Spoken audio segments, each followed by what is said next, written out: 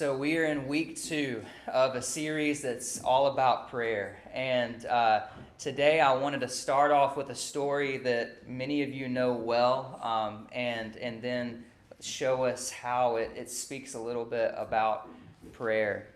This is the woman caught in adultery. So a woman is thrown face first in the dirt right at the rabbi's feet. And moments ago, she was carefree and happy on cloud 9, as she does most every day after she brings her kids to school and drops them off, and her husband goes off to work. She hurries to his house so that she can enjoy the time with him. Now, on her wedding day, she would have never dreamt that she would have been an adulterous woman. She would have never thought those at all, but this was the only place that she felt alive again, like she used to. But then the priest walked in and shamed her publicly as a prop to discredit Jesus. He tore her out of bed, grabbed her with a fistful of hair, and walked her down Main Street and threw her at Jesus' feet and says, "Hey, Moses says that we should stone her. What do you say? Are you gonna disagree with the law?" I mean, it was quite a good trap, a perfect trap, you might say, wedging Jesus between the people and the law. And so she's lying there with nothing but a sheet on, a cheek pressed to the dirt, and this carefree thrill of a few moments ago is now replaced with this blanket of shame as she wonders, how long did they know? Who else knows? Who's going to pick up the kids? Are they going to bring them here and use this as a lesson? And what does it actually feel like when they start to stone you? All of these questions racing through her mind, and Jesus doesn't say anything to the question of the priest, at least not at first. He simply stoops down right next to her head and begins to write in the dirt with his finger, probably so close that she could hear his finger tracing. And after the heaviness had hung for so long that the priest was just about to say something, Jesus stands up and he says something along the lines of, "All right, stone her. But you who is without sin, you be the first one to throw that stone." Plop, plop, plop. She had to have flinched at the first one that hit the ground, but it was only quickly after that she realized they weren't throwing stones, but that they were dropping them.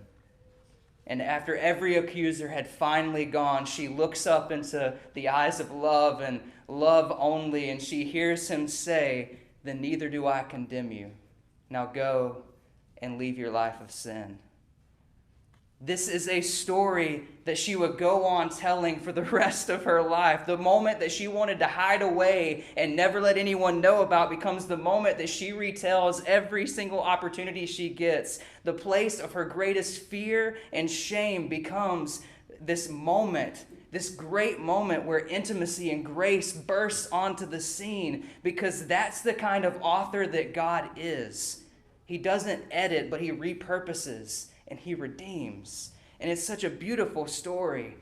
But of course, what this adulterous woman could not have known in the moment, in this moment of thrill, she's stunned by this love that has been shown her and this grace that she's experiencing. She doesn't realize that right there is when the real fight of her life actually just begun. Because the moment after the mountaintop experience is where all of the real life is experienced. You and I have a woman caught in adultery moment or two in our lives. We have this moment possibly that has reshaped us. And maybe it was this moment that was just so, it's hard to put into words. And we have these moments, this passionate encounter, but it's the fidelity, it's the faithfulness afterwards that we just start to feel a little underwhelmed by.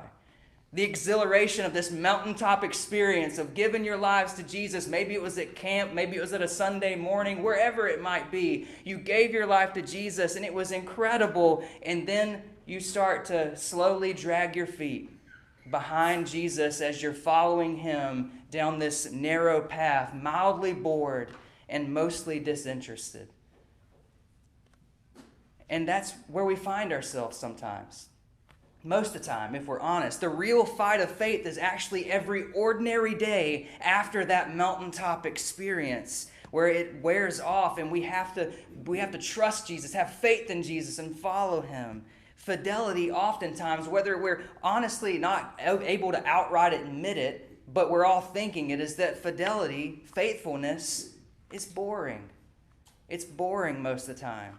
I mean, fidelity, it's rich and it's satisfying and it meets the needs of our souls in a way that no passion or lust could ever meet. But it's boring most of the time. It leaves us with a few bad options for riding out the rest of our lives following Jesus, right? We can either go through the motions, passionless and half pretending, or we can try to obsess over recreating the mountaintop experience that I had, whether it's that we have to manipulate it or craft it, whatever, manufacture the moment, we'll do it so that we can experience that again. Or we can wander away disappointed, admitting that the intimacy with God just left us a little bit disappointed and undersatisfied, and so we go somewhere else to find it. And Jesus asked the question, will you leave me too? And so we have these options here, right? Because the truth is that spiritual life has its highs and its lows, just like life does, right?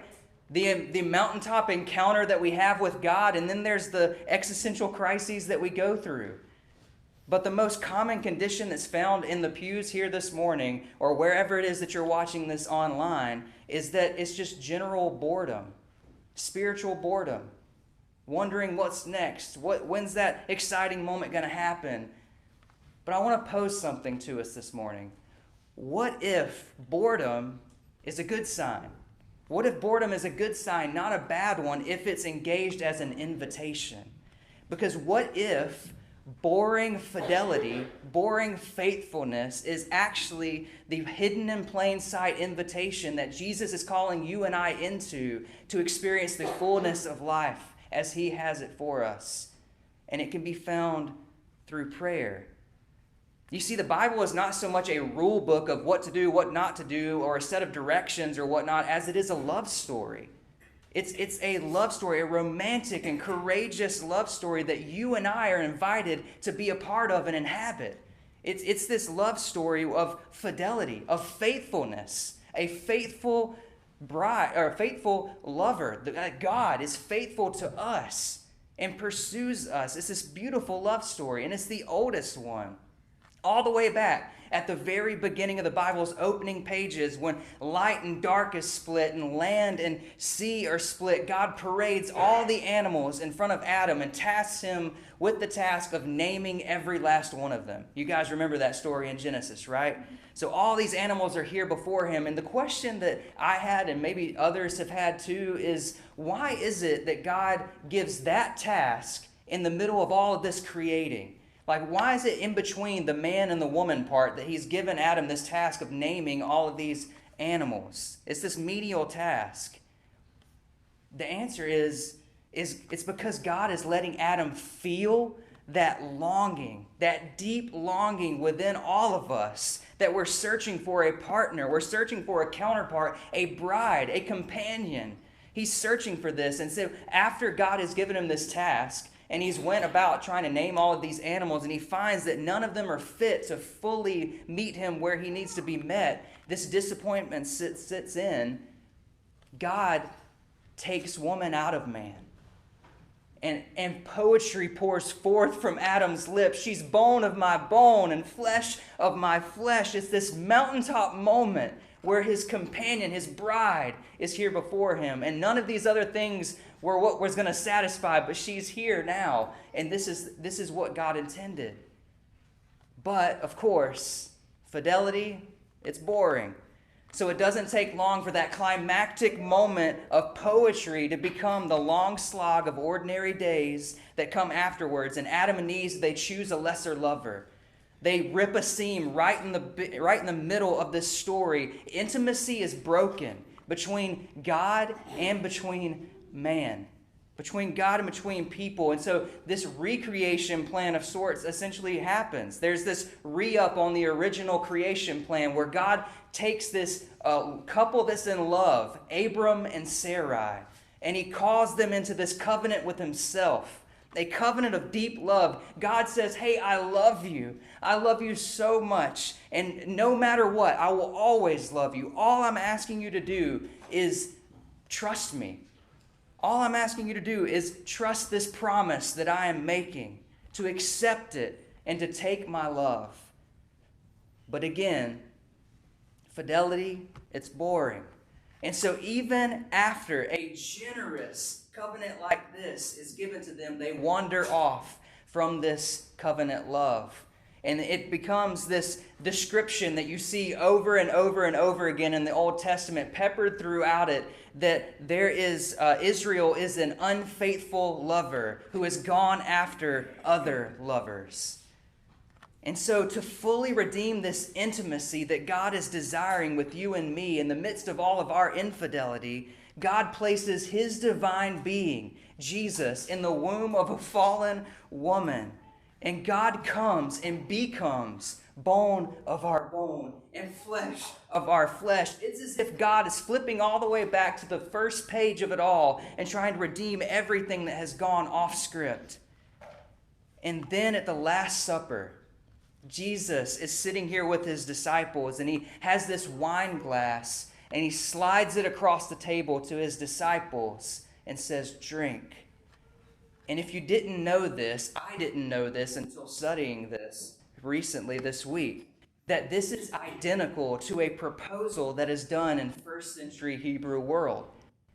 When Jesus slides that wine glass over, he is mimicking that of a proposal within the Hebrew culture at that time. Because you see, at first, in the first century Israel, it wasn't common for men to get down with a ring on a knee. That wasn't what they did at this time. Instead, the potential bridegroom would actually gather all the friends and the family in the house of his potential bride, have a big meal together, and sit down at the table, get a wine glass, and slide it across to her. And if she drank it, it's a yes. And if she didn't, it was a no. And so on the last night of his life, Jesus slides this wine glass across the table to his followers and says, drink it. Just drink it. It's a proposal. He's proposing to his bride. And at the end of the meal, he says, I tell you, I will not drink from this fruit of the vine from now on until the day when I drink of it until I drink it new with you in my Father's kingdom. Jesus is looking at them, and he says, hey, there's going to be coming a day when we're going to be together again, and it's going to be beautiful. It's going to be this wedding feast. This is a wink. It's a tell to the end of the story, the love story that's been written for us in Scripture. And so you flip all the way to Revelation 19. Let us rejoice and be glad and give him glory, for the wedding of the Lamb has come. His bride has made herself ready. The biblical picture of the end times is not this grand apocalypse, this catastrophic thing that's happening. It's a wedding reception. It is a wedding reception. The bridegroom has come to live forever with his bride. And so this was Jesus' mission.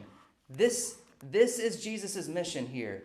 The wound that was opened in infidelity, our infidelity, it has been mended by his fidelity, by God's faithfulness, by a love that never gives up and never gave up for us. That was his mission. And then Jesus gives us this commission in John 15:9. As the Father has loved me, so I have loved you. Now remain in my love.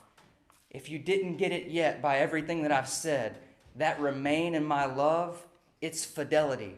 That's the original language. It is faithfulness. He's asking us to be faithful to him. And so the question that I wanted to start off with everything this morning, after giving you a run through of all the Scripture and God's fidelity to us, his faithfulness to you and to me, yet our unfaithfulness all the time to run after other lovers. The question is, how do I remain in that love?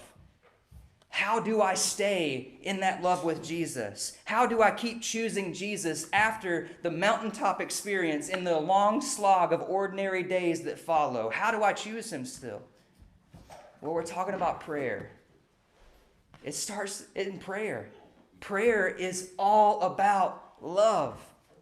St. Augustine, who I talked about last week, he's quoted as saying this: true whole prayer is nothing but love.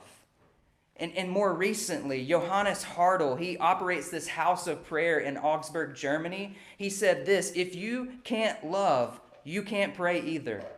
Praying is loving, and learning to pray means learning to love. I mean, what a quote. Prayer is all about love. Now, love between people, it comes so easy at first and at last, right? I mean, we see Michael and them over there. They're crazy in love, right? I mean, we know this. We love to see it. It comes easy at first and it comes easy at last. I had to call you guys out. You know that. It comes easy at first and last. It's effortless in the honeymoon stage, right? You're smitten. You're infatuated. You can't stop touching each other. You can't stop talking till long hours into the night, right? It comes so easy. And yet it also comes so effortlessly for the old couple whose early infatuation has now been matured into this beautiful love. Love for them is like breathing, and it's so beautiful to watch. But all the years in between, a love in the midst of building a career, having kids, raising kids, establishing a life, falling apart, and trying to put all the pieces back together again, those are the years where love has to be worked at, where love has to be fought for. Those are the years when the early infatuation is then matured into the effortless union that we see with so many older couples. Those are the years when love is won and lost. And just like love, prayer comes so easy at first and at last, doesn't it? It comes so easy from the sinner who just gave their lives to Jesus. And man, Jesus, he paid it all. All to him I owe. And you just give it all to him. And man, prayer just slides off the tongue so simply. And it just comes off the tongue so smoothly for the saint who's been walking with Jesus for decades. But all those years in between, the fidelity, those are the years when love is won and lost. Those are the years that one is that is won through prayer and is lost through prayerlessness. Teach us to pray, Jesus' disciples asked. And they asked Jesus this once, and they didn't realize that when they were asking it, it was quite a loaded question. Because watching Jesus pray was like watching the final scene in the movie The Notebook. Have any of you guys seen this one? By show of hands, a lot of people shaking heads. Yeah, The Notebook, right? It's this big film. And if you haven't seen it, you can go back and watch it and you'll get a good cry. Because when all the twists and turns of young, passionate love has happened, Ryan Gosling and Rachel McAdams, they wrinkle into any other old couple. They are in the hospital room, both of them nearing the end, and he lies down in the bed with her, and they fall asleep together, dying, but still holding on to each other, deeply in love. And everyone who has ever watched this movie gets a little misty at this part. I gotta admit, I had a tear. Because it hits us in this deep place within our soul. It's this part where there's this longing within us for that. And it's similar to the way that Adam was feeling back in Genesis when he was looking at all these animals and he was like, where is my counterpart? Where is my bride? And it wasn't there. It meets us in that place. But there's also a reason why the director of The Notebook spent the entire film on the young, passionate years of love and then skips all the way at the very end to the old couple in effortless union. And that's because all the decades in between, the fidelity, the faithfulness, is the boring part. You skip to they got the passion at the beginning and the union at the end, and you skip all of that in between. But when you see the fruit of faithfulness, when you see the fruit of fidelity, and you look at that older couple, this longing within us is awakened, and within the human soul that says, that's better than anything that I've got. And I want that. And Jesus' disciples, when they looked at the way that Jesus prayed, they said, that's better than anything that I've got. Can you teach me how to have that? Teach me how to pray like that. And Jesus responds with what we call the Lord's Prayer, or the Catholics will call the Our Father prayer. It's Our Father in heaven, hallowed be thy name, thy kingdom come, thy will be done. It's that one. That's the prayer. And now that prayer, if you didn't know this, was scandalously intimate. It was this scandalous intimacy that Jesus was bringing into prayer that people did not use at that time. It was so intimate it made the priests uncomfortable, because Jesus was doing something that they were quite aware of. We pray regularly, but we don't go that deep. Jesus was using something that the Hebrews in the first century culture would have noticed, but us 21st century Westerners did not catch. And that's that the Lord's Prayer was actually not original to Jesus. It's not actually all his words taken. He didn't just rattle this off spontaneously. It certainly looks like Jesus actually adapted the opening lines of the Kaddish, which was actually one of the three important prayers in Jewish temple. I'll put it right here, side by side. Here's the Kaddish, here's the Lord's Prayer. It says this: magnified and sanctified may his great name be in this world in which he created according to his will, and he may establish his kingdom during your lifetime. I mean, if you look at them side by side, I'm not trying to accuse you of anything, Jesus, but I'm just saying that this is plagiarism in college. Like, you get in trouble for that. That's pretty close.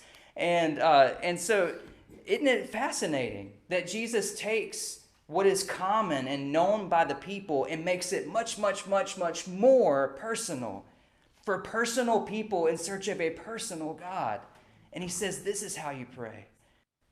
Teach us to pray. He's teaching the disciples this common prayer, but he's saying, hey, this is the way you should pray. Pray in a way that is much more personal, much more intimate than you even thought possible.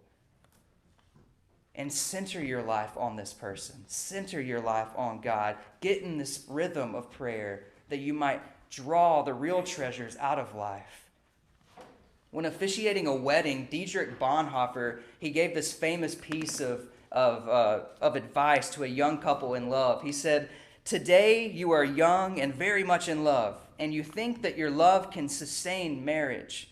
It can't. Let your marriage sustain your love. What a deep quote. And it might sound like a punch at first to the gut, but prayer is about love. Prayer is all about love, and that means that it cannot just be sustained on that mountaintop moment. It has to be put in this container where that fire at the very beginning can be cultivated and maintained to this roaring flame within you in the long slog of ordinary days that follow. Faithfulness, fidelity is where this is actually made all that it can be. And that's not a new idea. This isn't something wild here. There's a rhythm to prayer that the early church did and that Jesus and his followers walked through as well. It has always grounded God's people together. Let your marriage sustain your love. Plant that fire in your heart today so that when all of those days that follow come, it can still be a roaring flame. Prayer is a relationship. And that means that commitment and fidelity is the only place where it can grow and flourish. And historically speaking, this is the drum that the Church of Jesus has always been beating to. It's a three-part prayer rhythm in their day, a morning, midday, and evening prayer. Psalm 55 says this, Psalm 55, 16 through 17. As for me, I call to God, and the Lord saves me. Evening, morning, and noon, I cry out in distress, and he hears my voice. The central plot of the book of Daniel, which I was talking to you guys about earlier, Daniel in the lion's den. Daniel refuses to renounce his worship to Yahweh in the Babylonian culture. He won't stop kneeling to pray 3 times a day into a Jerusalem-facing window to the God of all gods. And he lives by a daily prayer rhythm that he's not going to change. He orders his life to, no matter what the culture or customs or expectations of the empire are. And this is what gets him thrown into the lion's den, because he won't obey and forsake that rhythm of prayer. In the New Testament, Jesus himself observed a daily prayer rhythm. Every single one of the 4 Gospels actually describes Jesus going with the disciples to the temple to pray and to spend time with the Lord at set times according to the temple's rhythm. And now it's important to know, though, Jesus also prayed spontaneously. It wasn't a part of the people's rhythm to go out on an all-night prayer walk, but that's what Jesus did. He went out and prayed all night. He prayed spontaneously, and he prayed rhythmically. He prayed alone, and he prayed with others. He poured out his emotions to God in language that he would use, and yet he would also go and pray guided set prayers in the rhythm of the temple. And so if you keep turning the Bible and go a little further after Jesus into the book of Acts, you'll discover that the earliest Christians continued that same rhythm. They looked at their rabbi, they looked at their teacher, Jesus, and ordered their life after this. And so they continued to anchor their entire community on a rhythm of prayer. I'll give us some examples. Acts 3, verse 1. One day, Peter and John were going up to the temple at the time of prayer at 3 in the afternoon. Acts 10, about noon the following day, as they were on their journey approaching the city, Peter went up to the roof to pray. Acts 4, on their release, which is them being released from trial that evening, Peter and John went back to their own people and recorded all the chief priests and the elders had said to them. And when they heard this, they raised their voices together in prayer to God. Have you ever wondered how in the world that the Church of Jesus gathered all of these people together for an impromptu prayer meeting before there were cell phones and email? Have you ever wondered that? It's because they had a set rhythm of prayer. They were already meeting 3 times a day to pray. And even beyond the Bible, beyond Acts in the early church, these trends continued. The earliest recovered non-biblical document that gives all kinds of church history is called the Didache. It actually has all sorts of records about the early global church, and in it is the morning, midday, and evening prayers of the global church. And so here's what I'm trying to say this morning. Here's what I'm arguing by showing us all of these different facts, is that there is a 3-part daily prayer rhythm that anchored the early church life. They prayed morning, midday, and evening prayers, and it anchored them in life. And this gift of faithfulness to that prayer, it bred intimacy with God, and it also bred the outpouring of the Spirit's power in ways that we just don't see today. Again, if I go back and I encourage you, read the book of Acts, and when you read through it, highlight every time that it says, as they were going to the place of prayer, and then watch afterwards all of these supernatural kingdom stuff that happens after that faithfulness to that day, to that time of prayer. I'll read just a few of them. I'll go back to the same pieces of scripture. Acts 3, Peter and John, they exercised the first miraculous healing post-resurrection on the way to midday prayer. Peter received a vision that the gospel is actually for all peoples and not just Israel while he was observing his midday prayer.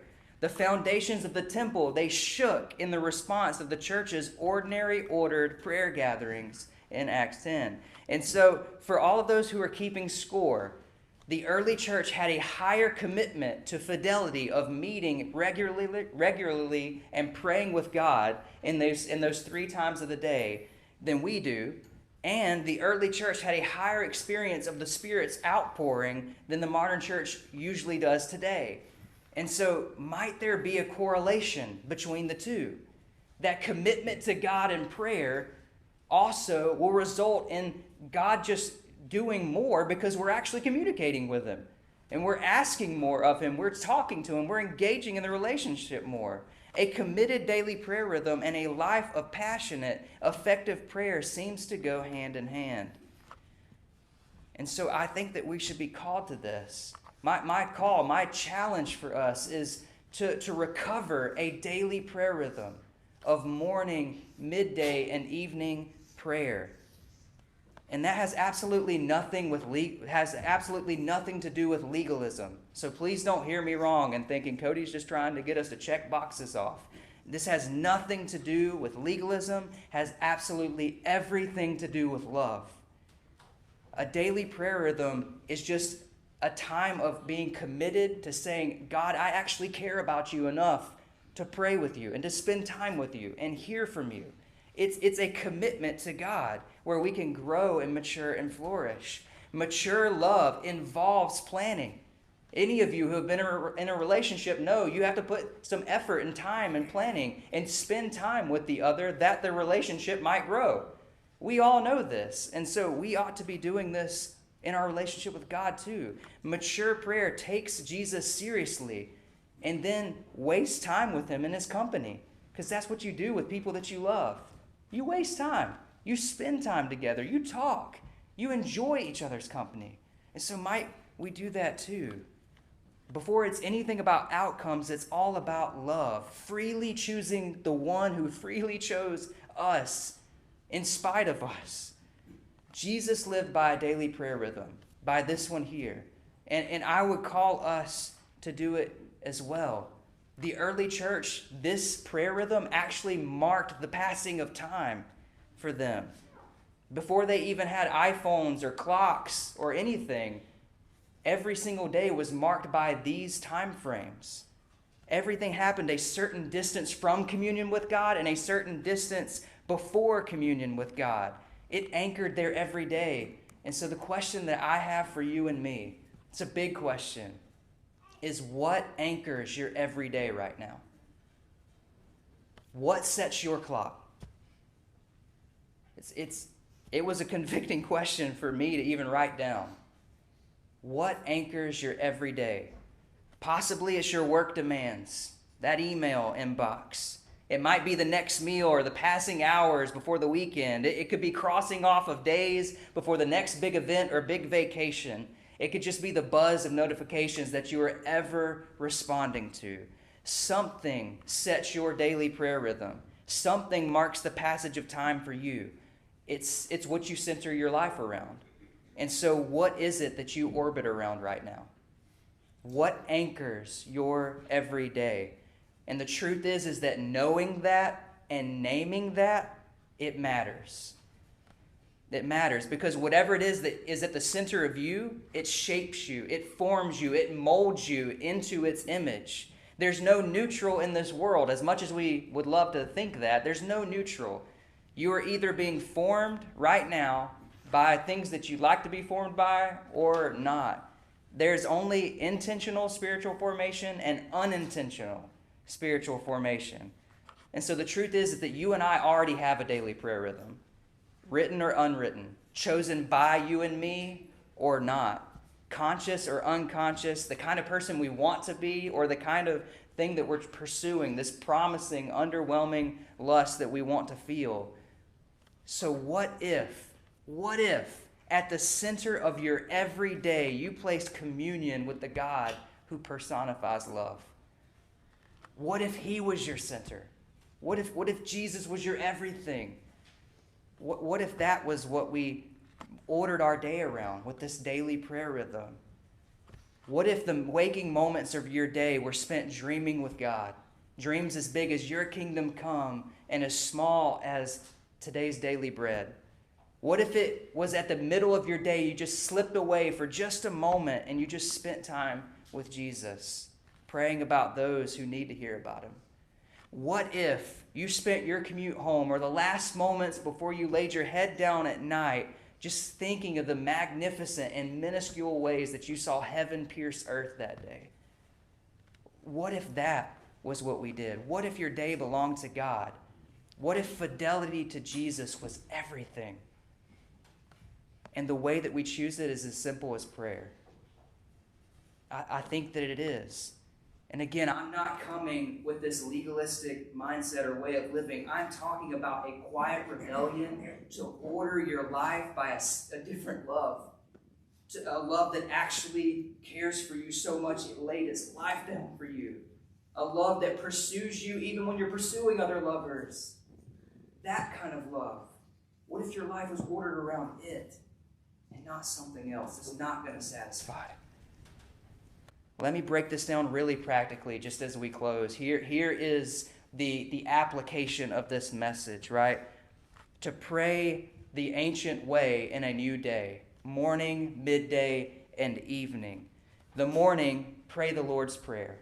If you're a note taker, this is where you can get your plan for the day. In the morning, we pray the Lord's Prayer. Start off your day there. It's a simple practice of love. And when I say pray the Lord's Prayer, I'm not saying recite it like a script. I'm saying let it be like a springboard for you that leads into your own prayer. And we'll talk about that more next week because I'm gonna try to unpack that a little bit. So tune in next week for that. But pray the Lord's Prayer in the morning as soon as you wake up. And then at midday, pray for the lost. Pray for the lost. And I'd love for you just to imagine, just for a brief moment, imagine with me what your midday looks like, okay? It could be that, you're at your desk. Maybe it's that you're running an open house, or you're caring for patients, or maybe you're just at home with the kids, or doing whatever it is that you do. Just see yourself there at the midday, the middle of your day. And so you're at lunchtime, or whatever that looks like for you, and you just escape the workflow for just a moment. Just to sit aside a few moments to be silent or to be with God, right? And that could be at your desk. That could be walking around your business area. That could just be going to the bathroom and closing the door and having 10 seconds without children climbing all over you. That one's for you, Lakin. And so you're at the middle of your day, right? And you just wait. And you just ask God. You might say, I just need to steal away for a minute, God. Because you know the secret, right? You know the secret. That all of this that everybody is fighting for, this business, this new toy that they want to buy, this new trip they want to go on, this whole kingdom that they're building for themselves, that's not the end goal. It is not going to last. And you know the secret that is not, it's just temporary. But you also know this secret that you can get swept up into that. And so stealing away for just a moment and saying, God, I need you. I need you to remind me of the story that I inhabit, the love story that you have for me. Remind me of my first love. Help me to return to you. And then just take a few minutes, a few seconds, and say something like, Jesus, you are the good shepherd that seeks and saves those that are lost. And so, God, would you go and seek Star today? God, would you seek Spencer? Would you help him to feel your pursuit of him? God, would you seek Kendall and Kenny and Dee and Robert? God, would you seek them and help them to know you today? Help them to feel your pursuit of them. Help break my heart for what breaks yours. Help me to be the answer, the compassion of my prayers that I'm praying right now. Help me with that, God. Amen. What if how might that change your afternoon? How might that change your everyday activities with the people that you might be praying about? How might that change everything? Maybe even change the way you occupy your ordinary days. And then at the very end of the day, pray gratitude. So we got the Lord's Prayer, pray for the lost, and then pray gratitude.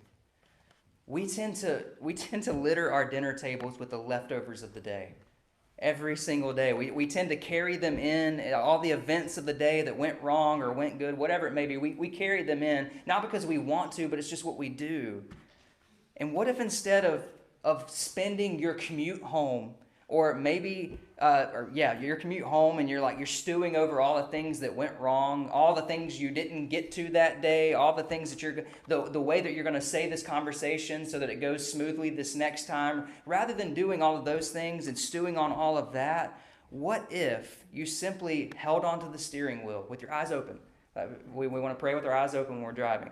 So hold on to the steering wheel and you just recount all the different ways, the magnificent and minuscule ways that you saw heaven pierce earth today, the ways in which you saw the Spirit of God move, that you might, and ask God for eyes to see those things, because, man, we focus on everything else, but God is at work right now, all around us, every day, and we miss it.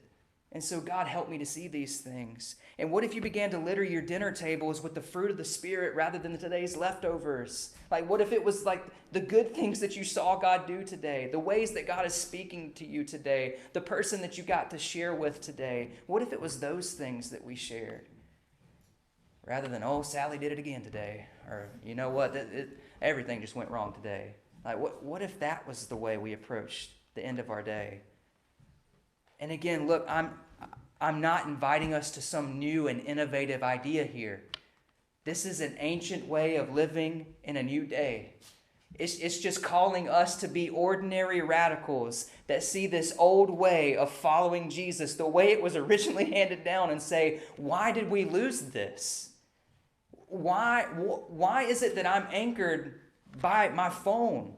Why is it that I'm anchored by the pleasing everybody else around me? Why is it that I'm anchored by getting the next toy or the next device, whatever it may? Why is it that that's what my life is centering around? What if I centered my life around a daily prayer rhythm that reminded me of my first love? And so that's the invitation today, is to pray rhythmically and watch what Jesus does. Will we do that? I'm calling us to that. I hope that this is a good challenge for you, because it's been a beautiful, beautiful challenge for me. And that's what brought this whole series to be, was just starting a prayer rhythm like this. That's just a reminder of my first love. And so I hope that you too can apply this. Pray rhythmically, and let's watch what Jesus does.